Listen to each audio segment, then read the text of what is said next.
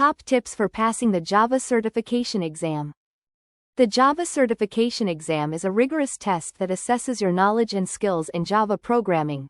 It is designed to validate your expertise in Java and demonstrate your commitment to excellence in the field. Create a study plan. One of the most crucial steps in preparing for the Java certification exam is creating a study plan. Allocate specific time slots for studying each day, focusing on different topics and concepts. Practice. Practice is key to mastering any skill, and passing the Java certification exam is no different. Stay calm and confident. On the day of the exam, remember to stay calm and confident, take deep breaths, read each question carefully, and answer to the best of your abilities. Conclusion. In conclusion, the Java certification exam can be a significant milestone in your career as a Java developer.